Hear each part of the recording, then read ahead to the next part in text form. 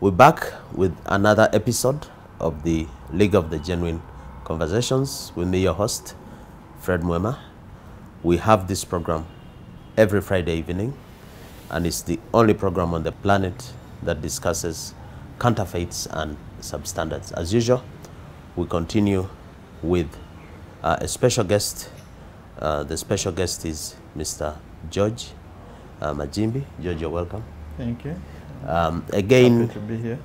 George is a returnee. I don't know why you only like to go in the US. We've not hosted any Ugandan who has been in any other part of the world. The other week we had some lady who has also been in the US, a Ugandan has just returned. You are a resident of Pittsburgh, Yeah. in Pennsylvania. Yes. Welcome to the show. Thank you. So, you are an economist. Yes. You are a project manager, if you like. You do monitoring and evaluation. Yes. And at the moment, you are the director of projects Yes. at the Anti Counterfeit Network. Yes. George, the first question is, what was your perception about counterfeits before you joined the Anti Counterfeit Network? My perception of counterfeits, maybe as a way of background, is that when I was a policy analyst at Uganda Manufacturers Association, it was my first meeting with you and Richard. And then we were, I think SCN was presenting. Which year was this? I think it was 2017, if I'm not mistaken. Yes. 2016, 2017, because I went out in 2018. But while at UMA, it's when I interfaced with this notion, and as an economist, I was looking at the consequences to the manufacturers, then these counterfeits eating up the market, and then by that causing losses to the local manufacturer. So that was the angle then that I was looking at counterfeit. So But was this on the agenda of WUMA when you were at WUMA? I can be honest and say no, because I was a policy analyst there doing some research that was bigger. By then I was finalizing a capacity study, and I can tell you I didn't include that. You did a capacity study on what? On BUBU, by Uganda Build Uganda, to ensure Uganda as a government buys from Ugandans. Yes. And even in your study of Yes. of leading up to support for BUBU, Yes. again there was no mention of counterfeits. Yes, because as a person who did it, I can tell you that I didn't include that, because I didn't have that view that, as I'm looking at ways that Ugandan manufacturers can expand market, there is already something that is eating their market then. So when I And yet you agree that counterfeits provide, for example, unfair competition. Exactly. And here you are, you're an association of all the manufacturers in Uganda, Yes. and you do not address that one thing that is affecting model employers, Yes. that is affecting the quality of what is produced, is even affecting maybe technology transfer, because some people will refuse to put their technology here, fearing that this is not an IP secure. So why, and moreover you have a master's in economic policy and management, why is it that you educated people do not see these counterfeits which are right in our face before you came to SCN? Yeah, I think one thing I know is that even when I've now interacted with various people, is that people know they exist. I think the knowledge that counterfeits out there exist, it's there. Yeah, it's there. And However, what I think is missing and the knowledge of is the consequences of the counterfeit. So manufacturers, I will tell, and businessmen know that counterfeits exist, but few know by how much are they impeding their success, by how much are they eating on their market share, by how much are they probably being the greatest obstacle to their growth that there is. Because first of all, what a counterfeit does is, or a counterfeiter is, whatever product they counterfeit, it will be at a low price. And if you're saying a genuine product, sometimes it's literally very, very impossible for you to beat the counterfeiter price, because there are other added costs in producing the genuine product. Yes. Yeah, but okay, let's look at the macro level now. You are a policy, an economic policy person, and many others of your ilk are out there. But when you see situations like at the macro level, like our export products being rejected, Yes. our maize, the EU rejects our beef, we have issues with our eggs, and then you still say that people don't appreciate, and you have these headlines, you even have headlines of there is poison vegetable on the market, and still we don't appreciate that this is a problem. Is it because we see but we don't think it's important, or is it because we are hopeless? We think we can do nothing about it. Yeah, and that's also maybe the dilemma I see that, but the view, I consider that right now manufacturers are starting to appreciate the existence of counterfeits, but I think the reason why the appreciation of how can I tackle it is, you know, that you can have this monster problem even at household level, but the notion of ntandikirawa, with all that is there, the different angles, where do I start to tackle this? And I think that's why it's only SCN and that I know of in Africa or in Uganda that is trying to appreciate it. But because the factor that where do I start to handle this? Because it's multifaceted. It has technology connotations and all those. There is market gymnastics. There is advertisement gymnastics that make these people exist. So fighting them is quite hard. One of the biggest challenges we have in fighting counterfeits is that there is no data, there is no information. Yes. Today, if you asked somebody to tell you how much Vaseline is on the cosmetics is on the market, nobody knows how much fake detergent is on the market. The other day we had a lady from Uganda Registration Service Bureau Enforcement, and they were talking of truckloads of this product, that product, but we don't have data. And yet you are an accomplished data analyst. Why are you researchers ignoring to collect data for us on counterfeits? Data is needed. I totally Isn't counterfeits agree. interesting enough to attract research grants to do research on it? UNBS said, I don't know, 55%, 60 is fake and so on. But we don't have real, why? Real data. I think researchers have directions, have themes, and most times they go with Who sets those themes? I thought the themes are driven by the demand the cry is in the market. Yes. There is a big cry. You agree there's an outcry on counterfeits. So why is it that you researchers do not listen to the outcry in the market, and then you write a research proposal for collection of data in that area? I think this is being appreciated now, but most research falls under the various domains that are studied in school.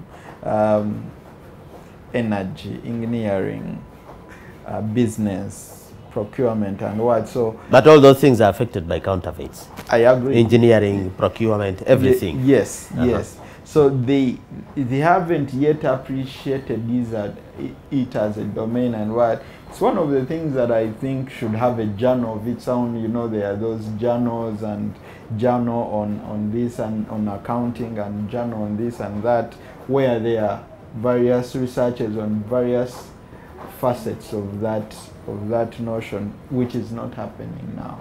But I know in 3, 4, 5 years time, yeah, but George, you've been a lecturer, yes, or you're still even a lecturer at Magimbi University Business School, and now that you speak the way you do, that look, this was necessary to be maybe on the curriculum. Have you thought now of trying to tell the universities to say, look, we need this as a subject among what you call the domains? Yes, I can state that part of what I'm helping achieve while I'm here is have MOBS, Magimbi University Business School, is very receptive. Recently, tell us, there was a meeting between SCN and MOBS. What is cooking there? We are going to the level of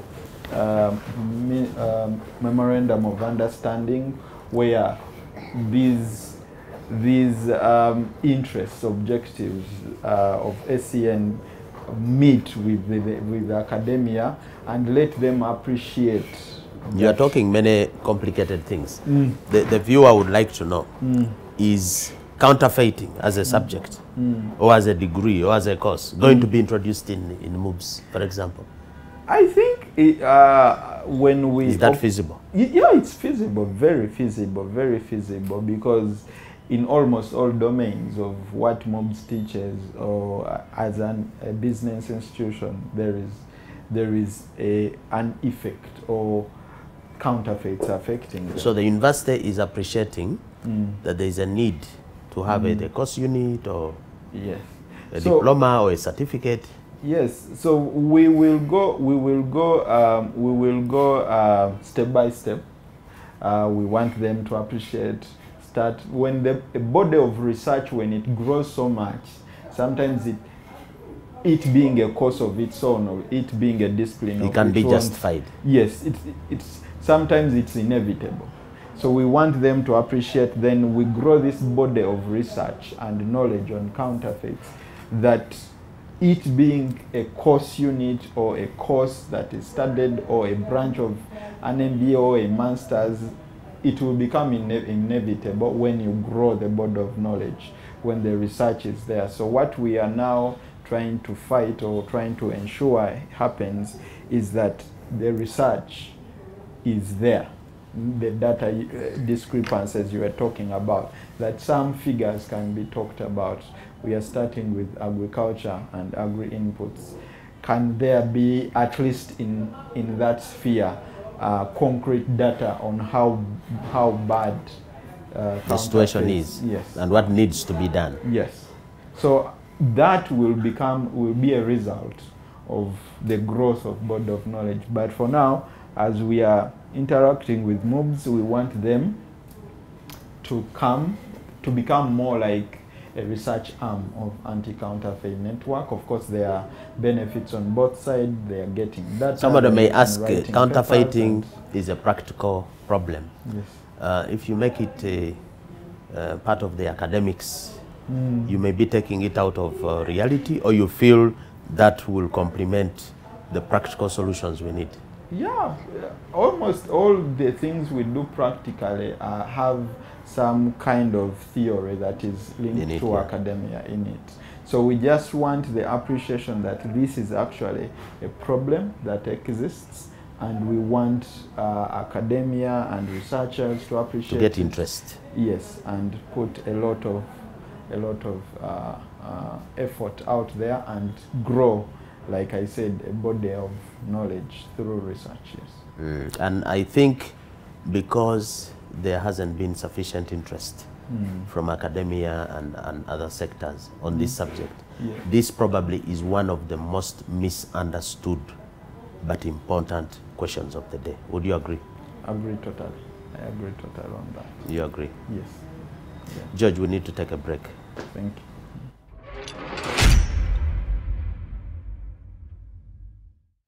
Welcome back to the second segment of this conversation with George Magimbi here. George, by the way, sometimes I've met people and they say, we like your show, but what is it you're doing actually on the ground to fight counterfeits? Yes. And you are recently appointed the Director of Projects at the Anti Counterfeit Network. Can you just explain to those who think we just sit here and take tea, what are you doing as a Director of Projects? Okay, I think Anti Counterfeit Network fights counterfeits, and I think 4 pillars. One of them is applied research. So in projects, we do research. Okay, just tell us the others. Applied research? Yes, we do applied research. We do technology, communication for mindset change, and the other is, legal. I'm here with counsel. Yes. Yeah, legal action. Sorry, yeah, the other is legal action. So in projects, you need to do, like, first of all, one of the in the fight, one of the things we have in front of us is, like you said in the previous segment, is lack of data. Okay, so there is no data. So as every project we do, we are doing a knowledge, attitudes, and practices survey. A CAP study. A CAP study to measure knowledge. Currently, we are under. Why is this important? It's important to measure level of knowledge. It's important to measure level of attitude, because at SEN we view counterfeits as not as the vice emanating from a culture. Culture is a way of life. People live it. People think it's normal, you know. People say, I can't fight counterfeit because I'll lose advertisers, for example. I can't fight counterfeits, you know. So there is lack of knowledge. So we want to know, before you fight something, how much knowledge is there, such that you know, where do I go from here. So knowledge is important. Knowing people's attitudes towards counterfeits. There are those who are, even I will say this, even governments in Africa and in Uganda and they are public procurement and disposal assets laws. Public procurement laws are coined in the way that we are looking for the cheapest bidder. Are you saying that our public procurement processes might actually be actively looking out for counterfeits? Yes, because most of them are even designed, ingrained in the law, is that you have to look for they call it, in procurement, they call it it will be the best evaluated bid with value for money. Yes. They call it value for money. So value for money does not necessarily mean the cheapest. Yes, I think value for money, but at the end of the day, value for money will say what is cheaper to do at a certain thing, not what gives us the greatest quality. Okay, so our desire for cheap from top to bottom, has allowed the counterfeits to creep into our supply chain. That's what you're saying? Yes, I believe so. I believe so. So what I think is very important is to know the broader aspects of counterfeits, know the knowledge, know the attitudes, the practices, like how many of us go to the market and looking out for the quality. Knowingly or unknowingly? Unknowingly. Looking out for, okay, is this the right brand or what, you know? How many of us do that? Or don't all of us go for the cheaper one? I'm not saying all expensive goods are genuine. They call them knockoffs. Knockoffs, yes. I'm not saying all expensive goods are genuine, but I can say most genuine products will be cheaper than most fake counterfeit or fake products will be cheaper than the genuine. So how many of us look out for, okay, this shoe that I will take, or you want to hear this guy saying 10,000 and what?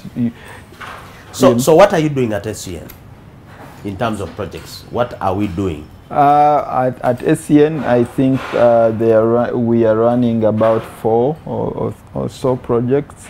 One is agro-input counterfeits in Mbale, supported by USAID, the American people. So what is the project intended to do?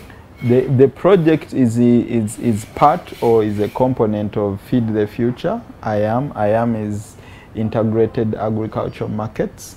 So inclusive, not integrated, inclusive agriculture markets. So this is a component to fight fake agro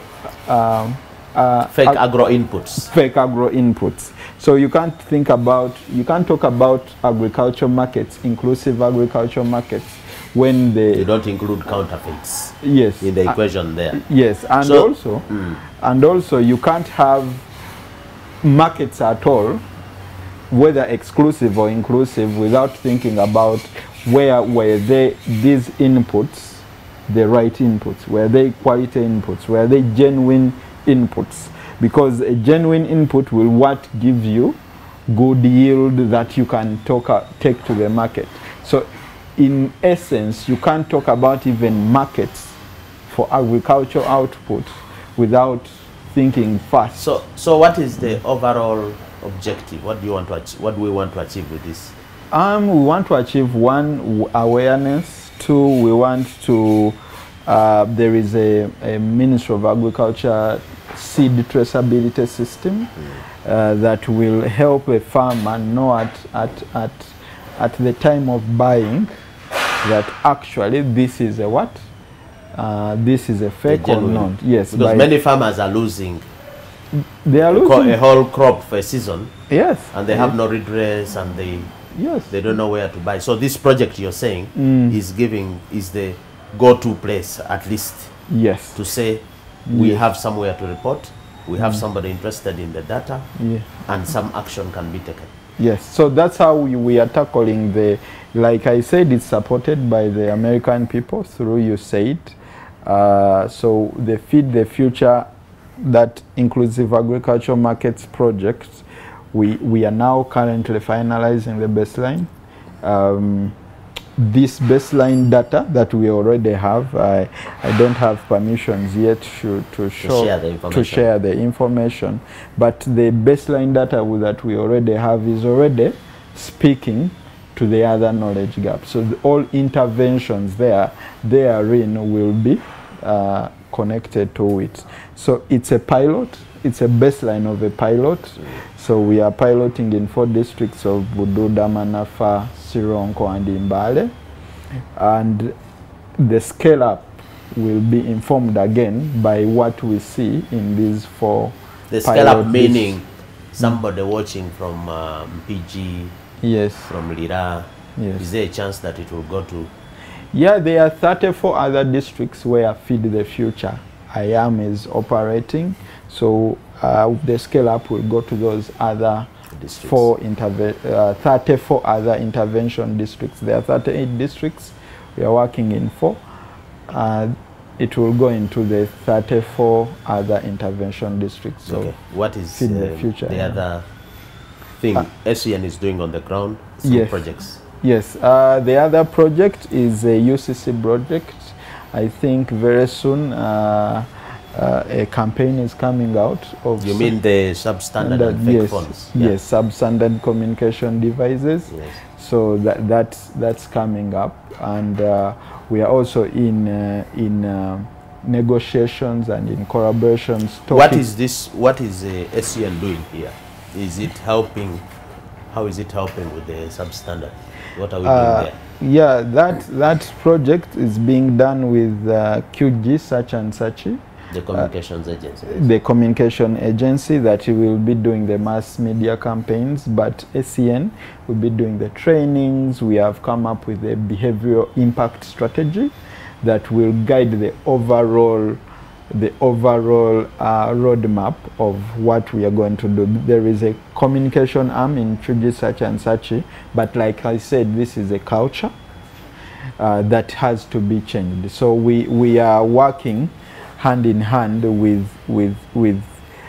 other, like I said, we are doing an MOU with MOBS as well. So at certain points, and Casita, the traders. And Casita, the traders. So at certain points, there will be research to. So the lay person listening wants to know. So this project is intended to do what? To help us use and consume more genuine telecommunications yes. equipment, or what? The layperson, what they want to know is that government has been trying to switch off substandard communication devices because of the associated other problems like security concerns, even health concerns. So you are not supposed to use them. They are really, really dangerous. No matter how the price, they are beyond the price. So the government has been trying to switch them off. But as SCN with QG Search and Sachi, we are saying let's do it with fast information training. That's a participatory. Don't just wake up and switch off. Yes. First inform the consumers. Yes. Let them know the benefits. Let them understand the problem. Yes. Instead of just going drastically. Yes. But at a certain point, they will switch off. Then how do you? But it's a process. But it's a process. Then how do you even stop new ones from coming importation, in? Because those importation of new ones. So that will be a process, a participatory process, and I can say that we are having an MOU already, the SCN and Casita.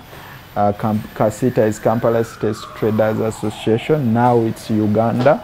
So we have that with Casita Uganda, and the business people having also understood how bad these substandard communication devices are. So in other words, the approach for SCN yes. is to make the people own the projects. Yes. Make the people appreciate and yes. understand the need. Don't impose. Exactly. In a minute, just tell me the other projects, any yes. other we are working on. Yes, there is another that is in pipeline about sorghum, maize, and... no, I mean another sector. I think there's something on building. Yes, National Building Review Board. We are... Their buildings collapsing all over. Yes. Somebody wants to know, what is Magimbi going to do? Buildings are going to stop because you are here, Director of Projects? What are you doing? In the future, they will stop falling, yes. But it's like in the communication to be a process. There we are in negotiations again, trying to build a project that will be like the UCC project, informative. Enforce standards. Enforce standards. Because there's a building code. Yes. And people are just building like there is no standards to follow. Everybody applies, and buildings are falling every day. People are dying. Yes. So we would like to help enforce yes. the building code. Yes. But as you do that, it should be participatory. With research, showing people, even those that cut corners in certain offices, the overall consequence of cutting those corners. So we are in communication with the National Building Review Board, and we shall come up with a concrete strategy and projects. various projects soon. Talking step about by step. the building sector, I know that some of your very strong members in Wuma, where you are, are in the building construction industry. Yes. Would you say that it is because of the competition from the counterfeiters? Because we have reputable companies there. Yes. Cement, roofing, so why are buildings collapsing, yet we have very reputable suppliers for building materials? Yes, that's what I want to get out. Is I can't tell you with certainty why. You're going to do research and get data. We are going to do research and data and tell you why. It's part of the projects we are going to do with National Building Review Board. Come up with the research, then let that research inform our trainings, our information, education, and communication materials. And then we are, like all projects SEN does, it will be participatory. The builder, the manufacturer of iron bar, the manufacturer of cement, all those people, the engineers, will be participating in finding a solution to this menace. This looks like it's not a one-off. It looks like it has to be a continuous, because if you're looking to change behavior, yes, you don't just do one research, do a project and close it. No. You can't. How sustainability and continuity, how is it going to be done? Yeah, I think we already have an understanding with National Building Review Board, and that's why we are going to do it step by step for a long period of, because the menace or the problem has been there for a long time. You can't switch a finger and it goes away. So as it has been for a long period of time, and to change behavior, it's hard. So you need to do it slowly. Yeah, in Baganda, in Luganda, they say akacha amamemera bokamenya bokachusa mangu kamenye kabumenye. So you're saying the Ugandans bachamba already? You cannot redeem them from counterfeits. I'm not saying that, but what I want to drive at is that even to do the change, you don't do it so quickly. You do it through communication and research and information to all parties, and let them own what you're doing. Don't come up and say, don't be the elite of SEN. No, just show them that this is our problem, all of us in the sector. Yes. George is saying it's process by process. Yes. We need to take a break.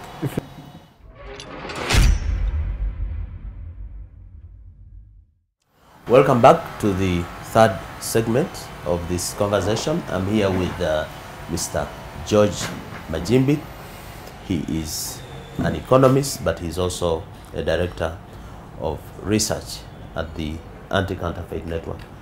George, we're going to talk about your American dream story. You'll tell us a bit, but there's something I would like us to start with. Recently, the Uganda police released a report last month, actually, on the 11th. And it reported that between the 3rd and 9th of April, there were more than 370 motor accidents. More than 70 of them were very serious. And 86 people died. In a space of, that's about a week. The road carnage, which we have repeatedly said here, is driven to a large extent by counterfeits. Yes. Be they tires, be fake drivers without permits, be... In other words, we are having a bloodbath. Yes. Can you paint a picture for the viewers? This road carnage and death that we are having in Uganda, can this happen in the US? These road accidents? Well, first of all, I'll say yes, accidents happen in the US, not at that rate. And I'll say this, that the law in the US is a law that bites. Yes.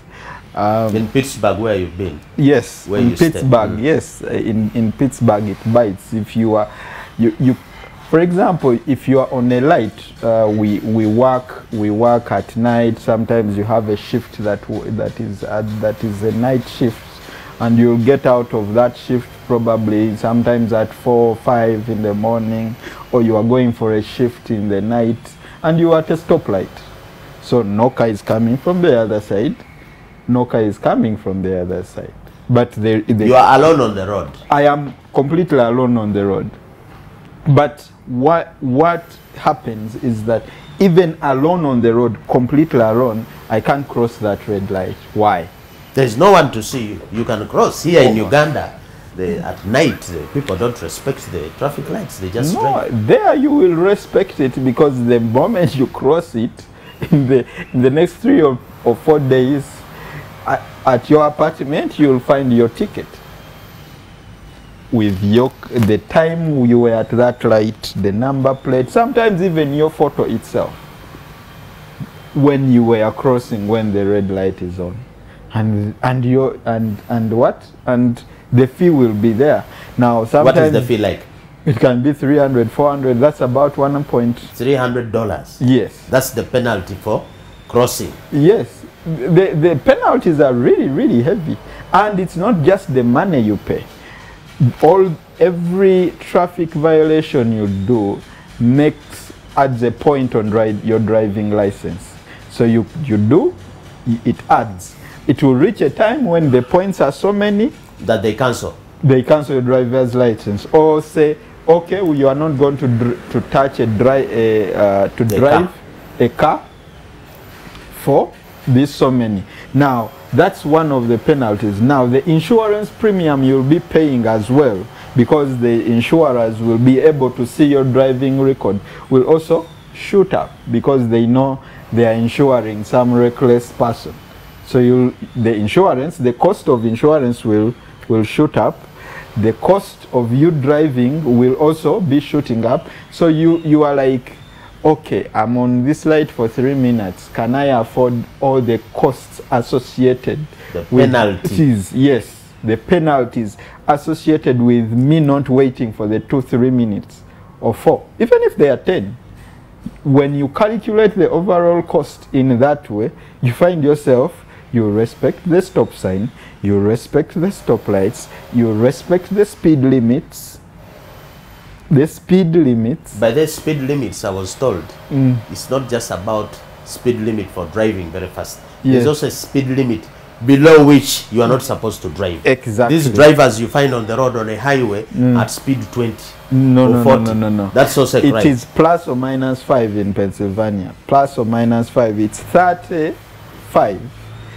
They don't expect you to be at 40, beyond 40. I mean the minimum speed. Yes. You must also not go too slow. Yes. No, on the highway they find you when they posted 70 and you are in 40. By the way, miles per hour, not kilometers.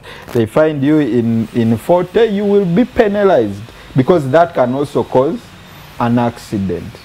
Because almost all other cars are at a certain speed, so you can't come at another speed. You can actually cause an accident. You can actually cause an accident. So plus or minus 5, depending on the speed limit. George, you're describing self-regulation of road users. Yes. Okay. Where there is no traffic policeman tell you don't go, like I see here, you know. When the traffic lights are there and there's no traffic policeman, people just jump. Yes, yes. Like it has been raining. So you think we can achieve self-regulation and decent and genuine behavior of road users by the law, by enforcement? Why do you think we lose 86 people in 1 week? In a small country like this carnage, you think we can do what? One, like, all goes to counterfeits. Counterfeits come in the way you get the permit to be on the driving license. In Pennsylvania, there are a lot of fake driving permits. You're saying that? Yes, it's real. It has the photo of everyone it went through, but how did the person get it? okay, you will, how many people in Pennsylvania you'll sit a driving test? You must get at least 80 until you 8 get out of what? 80% there, I think. Yes, 80%. So you have to get at least 80%. So during that, you cannot go to the next level of assessment without passing it. So what kind of drivers do we have? So what does that test entail? It entails overall the laws, the rules, the what is the driving distance. Sometimes I'm in jam in Kampala and I leave a car worth length of people and people will be hooting. But that they want you to do bumper to bumper. Bumper to bumper. I was in Cairo. I think Cairo is one city where, you know, they have to hit you. Yes. All cars, the bumpers are. No, so you're saying in the US you have to keep what, 6 meters? Is yes, 6 at meters? least a car length or 1.5 seconds between you and the other car. There should be that. Why is that important? Because that is a reactionary distance. How long, if anything happens, will I be able to brake, or the car to react enough to stop without hurting the other? But that's it. As I was coming here today, it has rained and what? I'm in a one way. You are driving, you don't expect any car coming this side, and I am finding cars. But as I go down below, I'm finding police allowing that to happen. So you are saying that the police, in a way, by failure of duty, yes, is responsible for these many deaths that we have on the road? Very many. They are not doing their work. Yeah, very many. Enforcing the law, someone just gives him a 5,000, less than $1 as corruption, and he passes, or $1.5, and someone passes. But it's a DMC. The person stops them and what? I don't know. I really don't. So counterfeit behavior, yes, on the road is costing us, and it's one of those areas, yes, that we really need to pay attention to. But back to the American side of you. Okay, yes. Somebody will listen and say, okay, George is here telling us how they have those permits and less accidents. But 44% of the murders in Pennsylvania are a result of gun violence. Yes. You guys in Pennsylvania, you are shooting. You may survive on the road, you don't die on the road. Talk about gun violence, which for me, I would think is a form of counterfeiting also, because human beings are not supposed, or are not designed to shoot at each other. What's wrong with you guys?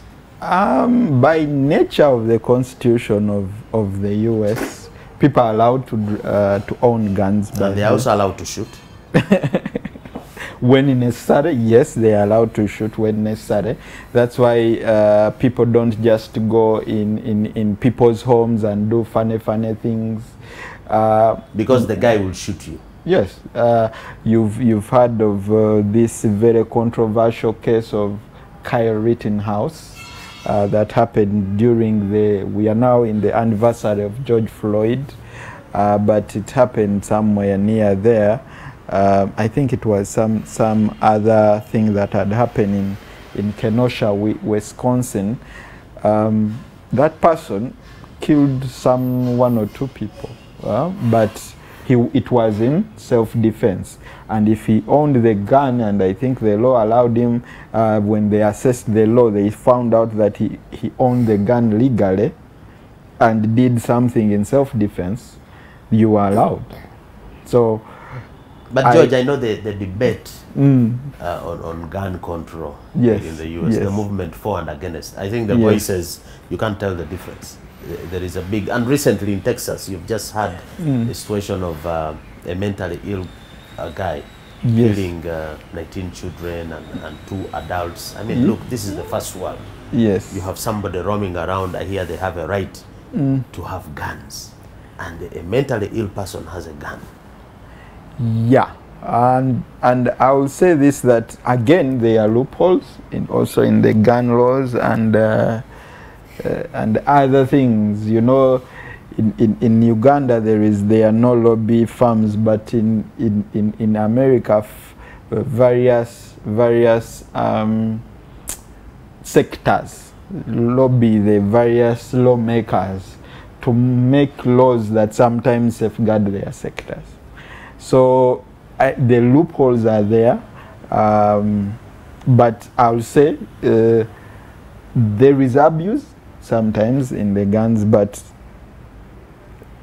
it's quite I think a shock for people in Africa and in Uganda to know that in those countries you are allowed you have to somebody in have a gun. somebody who is supposed to be in Butabika mental hospital to be moving around with a gun. I mean, you'd have to run for your life. Yeah. Why such a person would you'd have thought. You know, if for you to own a gun, they do a background checks. But these people who are doing the massacres, what I've realized, I think, that is my personal view, is that some of them are using, like when you are 18 years, your background check is not you don't have already so many things you have done, so they can't trace you because you don't have so many things you have done. So your background. So you basically have a clean slate and you just get the gun, and before you know it, 19 people are down. Exactly. Of course, it's challenging. Talking a little bit about the mental disorder. I saw recently a report that about 14 million Ugandans have a mental problem. And I want you to tell us whether you think our appetite for counterfeits, because we really consume these things. Could it be something to do with our mental conditioning or disorder? And I'm asking you this because I know that in the US you have been a training and compliance manager in home care industries. Yes. So the elderly, you know about these things. Yes. 14 million Ugandans have a mental issue. Is that the reason we are consuming counterfeits like hell? Mental issues, yes, yes and no, for various reasons. Because, like I said, the data is scanty. That's the first thing. Here and in the US also. Is there data on counterfeits in the US and mental condition? No, on mental conditions, and there is a lot of data on that. The causes, how. I think there is even a spectrum. Which spectrum are you on, and all those. There is quite a big industry now. But now here, 14 million Ugandans. Yes. That is maybe 30% of the population. Yeah, around that. The wires are not very clear. Is that why we are consuming fakes, you think? Somehow, to some extent, because the reasoning is this, that so the reasoning is this, that when you don't recognize the problem, it will eat you up without your knowledge. So first of all, we don't recognize the problem, for example, in agri inputs. Okay, now if you are eating a tomato, okay, that is sprayed with certain chemical that is a fake. There is a certain chemical. And the headlines are screaming, and you continue buying you continue, the same thing. You continue buying. So aren't you mental, really? Yeah, these are the things that drive, because you are what you eat. Whether you want it or not, you can argue, but you are what you eat. Okay? At certain point, what you eat will come out. It will manifest. It will manifest in you. You are what you So there is some research there. We need to find out. Is mental disorder pushing us to consume counterfeits, or counterfeits are pushing us into mental disorder? Because and the latter is even more can be more true, because I'm telling you that the latter meaning that the counterfeits are pushing us to mental disorder. Yes, it's very possible, very possible, because like I said, there are certain seeds, that you are supposed to take. But a counterfeit will counterfeit the seeds and make fake seeds, add certain chemicals. You, the farmer, put them in the ground with the other chemical that someone didn't know what it was or for. They will, some other counterfeiters in agri-inputs will go and change the expiry date of the agri-input and put on another. But this farmer will go, put that already expired seed, put it in ground, and do all that is necessary for it to grow. We shall be known by our fruits. Yes. And then you eat the fruit. You eat the fruit. So what are you eating? What will it do to your body? What will it do not only to your mental health? Your mental health. So we are seeing all the cancers, children having breasts at 7, 8 years and what, and you are, why is all this is happening? No one has gone back and said, oh, such things didn't happen in some time back. What is really happening? So I can say that not only mental health disorders, but other health disorders can be traced, if you really do the research well, can be traced to counterfeits, especially in agri-inputs. George, we are told that it's time up, so we're going to give you a chance to give your final word to your friends back in Pittsburgh, Pennsylvania, and then your friends here in Uganda. Friends in Pittsburgh, yeah, I love Pittsburgh. It's my home, my second home. I am here to do a few things, but of course go back. But I want them to appreciate who we are as Africans, as Ugandans as well, and also realize, because as a person I love doing things that change us as people, not only here but in Pennsylvania. So I want, for example, an Anti-Counterfeit Network. We are having discussions of having it in the US. You should help us to open an office there. Yes, open up, register and what, because I think it's the next industry, the next big industry. Yes, it's affecting intellectual property rights, and for real it's theft.